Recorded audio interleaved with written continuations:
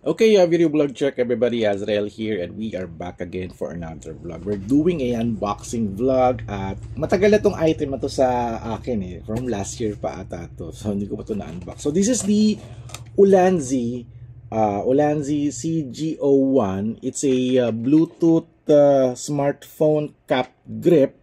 This is from JG Superstore. No? Binibenta nila JG Superstore dito sa Shopee and Lazada for 579 pesos. So, ano bang silbi nitong Ulanzi CG01 Bluetooth smartphone cap grip 2? So, ang style kasi nito is parang magkakaroon siya ng parang Bluetooth shutter sa inyong phone. At ito yung itsura niya, ganyan. Kakapit mo sa phone na parang tripod, nakamount siya. Tapos, kukonect nyo siya sa Bluetooth. And after that, meron siyang clicker which is you can use it for taking pictures or videos. So, para ka lang nakakamera. Ganun na siya. So, ba't ko naisipan tong gamitin? Kasi, I'm using now the Xiaomi 13T. At na-inspire ako dun sa style na, kasi meron si Xiaomi 14 na parang ganito din. Na parang siyang casing, na may magnet pa, at magiging parang yung smartphone, magiging camera. So, tama-tama, yung si Xiaomi 13 TT na ito is like a Leica camera, which is parang photography, di ba? So, masarap gamitin siya like a point-and-shoot camera or whatever, o anong style ng camera. So, i-unbox natin to. This is from JG Superstore. I'll just post the link down below. This is priced at 579. Meron pa siyang version 2 na CG02. Hindi ko lang alam kung ano bang style nito, but we're going to focus on the CG01. At itong gitna na to is meron daw siyang selfie mirror para pag nag-take ka ng pictures, makikita mo yung sarili mo, di ba? Kung selfie ganun, di ba? So, unbox na natin to since wala naman tong tech specs. I think it's only a Bluetooth. Yung mirror niya may 10x magnification daw. At ano pa ba? Meron siyang charging na Type-C and 20 meters pagka ginamit mo siya as a clicker sa inyong pag-selfie or pag-group photo. So, hindi lang siya grip, the Bluetooth clicker. Also, meron siyang separate clicker din siya. So, we were going to unbox it now at puntahan nyo lang si JG Superstore to try the Ulanzi smartphone Bluetooth camera grip. So, open na natin to. At matagal natin inaantay na gusto daw nilang itry ko. And we are now promoting it na sana magamit nyo din sa inyong content creation adventure. So, may kasama siyang manual. At ito na siya. Very simple lang. At wala siyang kasamang charger. No? So, this is a USB Type-C charging. So, ito yung itsura niya. Kasama siyang cap grip. Wala siyang kasama. Ito yung mirror niya. Ito yung mirror niya. Mamaya natin pakialaman yan. Para ito, nakamagnet lang ba ito? Para nakamagnet lang pala siya. So, ito yung Ulanzi CG01 smartphone camera grip with with mirror, no? So yung version 2 pala na CG02, meron siyang kasamang fill light daw, sabing gano'n, no? Hindi ko alam kung paano style no? But we are focusing now on the CG01. So ito yung grip niya for your smartphone. At maganda rito, meron pa siyang hot shoe which you can install your microphone. This is nice, no? Parang kinonvert mo yung smartphone mo into like a camera. So, magpapauso tayo ng mga ganito, no? At nagpapakitang gilas tayo. So, ito yung shutter niya. Ito yung shutter niya. Ayan. Diba? Para kang naka-point and shoot. No. So, ang gagawin natin is, I'll install the Xiaomi 13T here. Magmumukha na siyang camera talaga. Hindi na siya phone camera. Medyo matigas lang siya, no? Paano ba to? Nakakatakot naman. Kailangan tatanggalin ko ata yung yung casing Medyo mahigpit. Ayun. Grabe, sobrang higpit. So, usod natin to ng konti para meron tayong grip. So, ito na yung style niya, no? Ito na yung style niya. Para na siyang point and shoot camera. So, pag nagpipicture tayo ganun, pwede na akong gumanong-ganon na lang. Diba? Hindi ko na kailangan gamitin to. I can compose whatever style or position in taking photos or also video. So, ang tanong, paano ko ba to i-pair sa Bluetooth? Naaalis daw tong takip na to. Hindi ko naman paano inaalis to. It's only a magnet. May magnet lang pala siya. Ito, oh. Oh, naka-magnet lang siya. So, to turn it on, wala akong nakikitang buttons, no? I think wala. Ayun. Ito pala yung power button niya. So, I think it's already pairing. Kabit ko na siya dito. Naka-magnet lang siya, oh. So, i-on ko na yung Bluetooth ng aking Xiaomi 13 phone, 13T. So, i-on ko na yung aking Bluetooth. At na-detect na yung Ulanzi. So, pinair ko na. And boom, naka-pair na. It's already, ay shit, disconnect ko. Teka lang muna. Mag-connect ka. Teka kong iPhone. Kaninong iPhone to? Florence iPhone. Ayan. So, naka-click na. Ito, pakita ko sa inyo.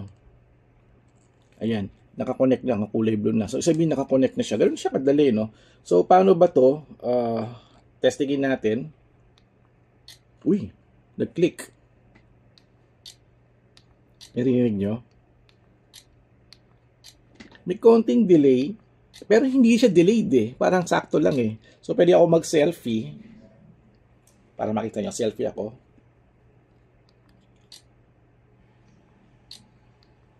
Ang daling gamitin. Oh my God, ba't ko lang ito ginamit? Dapat doon ko pa ito ginamit. Kailangan mo lang siyang iayusin lang siya, no, ng ganito. O kaya mas maganda nga, mas malayo siya doon sa ano eh. Para at least meron kang grip dito. Hindi mo napipindot yung ano ng phone. Kasi napipindot ko eh. Pag nakasakto siyang ganun, at pag nag-click ako, ayan no, nahahawakan ko yung back button. Kaya mas maganda, iusod nyo ng konti. Ayan. Okay lang naman yan kasi maano naman yung grip eh. Para meron kayong space para sa inyong thumb na yan. No? Galing oh. Para kang photographer na talaga. Oh, narinig nyo yung click. At syempre yung mga photo samples ko. Ayan, ito siya. Oh. Take ako ng pictures. Oh. Wala naman pala siyang delayed. Ito yung selfie ko. Ayan, hindi nyo nakikita yung selfie ko. Hindi naman siya ganun ka-delayed pala talaga. So, sakto lang pala. Ang problema lang is, syempre, it's connected to Bluetooth. So, kumakain siya ng battery. So, syempre, pag lobat ka na, magtipid ka na, you just turn off the Bluetooth. At pwede mo siya gawing as a handle eh. So, kunyari, naka-off yung Bluetooth, no? I can use this as a grip na rin din. Ay, no? Pinipindot ko na lang yung sa screen. Gumagana pa rin din siya. So, mas maganda, meron siyang grip na ganito. Hindi ka mahihirapan. At meron siyang tripod mount dito. May tripod ba ako ditong sample?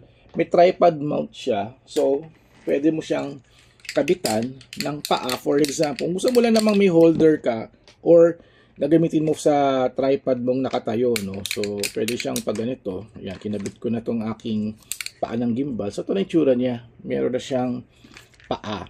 So, pwede kang magpipicture ng ganitong style. Pwede rin video.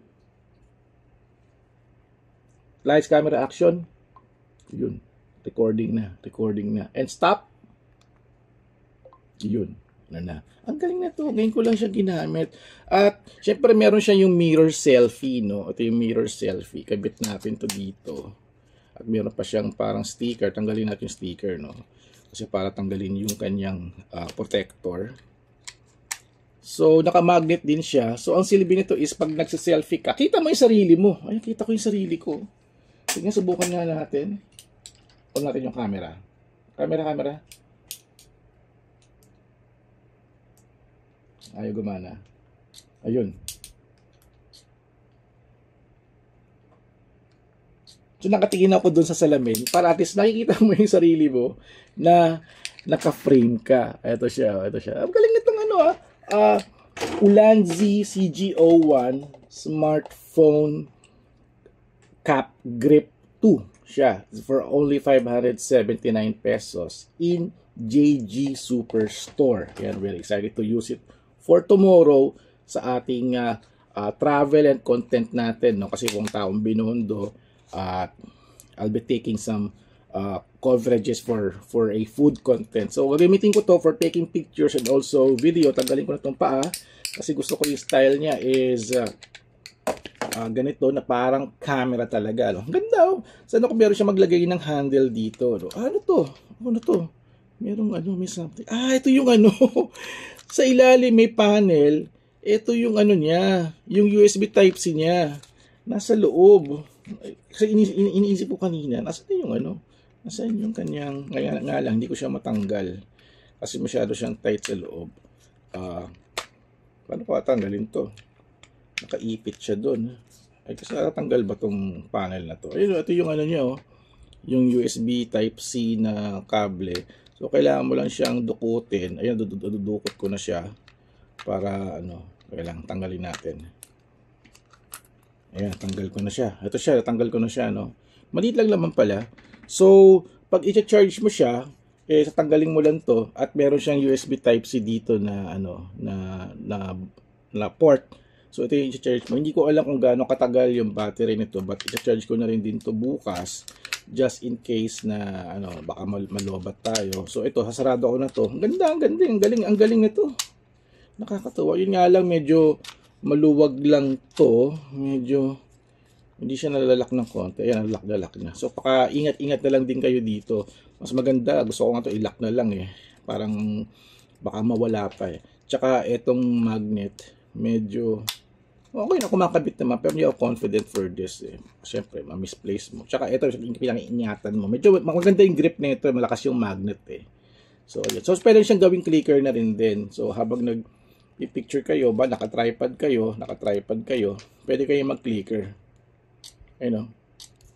Ayun o, bawa. Selfie ako dito. Ayan o. Ayun. May Bluetooth clicker ka na napaka-linis at napaka-ganda. So, ayun. That's it guys for our vlog for today. Unboxing the Ulanzi CG01 smartphone camera grip. So, ito siya. Bakit kasi? Ito ba? Tama ba? Lagi kasi dito. So, dapat CG01 cap grip number 2. So, ito siya. At bukas, it's may bagong adventure natin in content creation. Alright, so thank you guys for watching. Maraming salamat kay JG Superstore for sending this. At meron pa akong i-unbox dyan na galing sa kanila. So, abangan ninyo yung ating mga contents all about that tech lifestyle na naman tayo ulit. No? Alright, so thank you guys for watching. So, don't forget to subscribe, like, and comment. And I'll see you guys at the next video, vlog, adventure. Alright, bye-bye guys and smile! O, di ba parang camera?